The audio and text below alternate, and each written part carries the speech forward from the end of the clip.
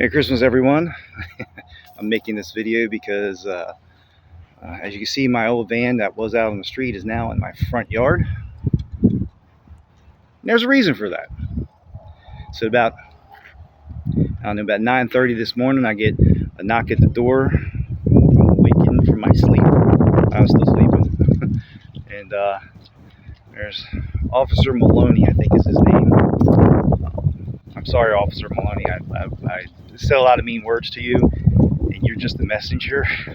You weren't the one, So I owe you an apology. I want to call you when I'm done making this video and apologize personally, because I really was very unkind. But he informed me that after several complaints, the higher-ups now have decided that this has got to go, and he said that it was going to be towed on Monday if it wasn't off the street. And that's the summarization. It's a little bit more words than that. So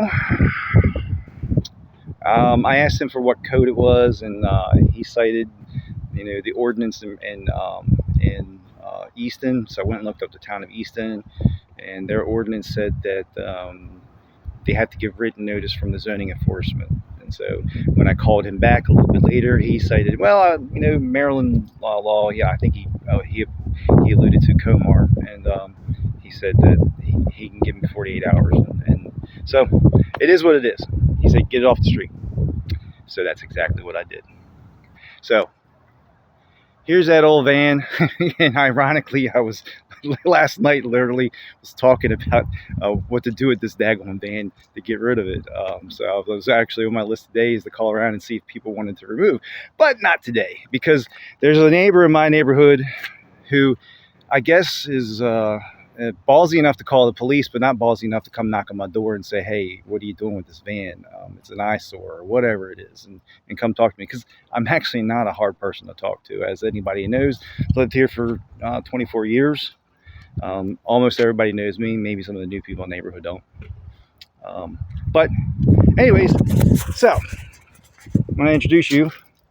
This is now a memorial to the homeless vets. All right, so you got flowers or something you want to drop off in a memorial to them, do so. But there's my sign. God bless, the homeless vets. Letting the world know that they need a little love. So pray for them, and and just keep them in your thoughts. And if you see a homeless vet, kick them back a buck or two or 20 or whatever you got. And for anybody who really wants to argue about this, here's your First Amendment posted right there for you. You read the First Amendment, all right? It tells you this is allowed. This is free speech, all right?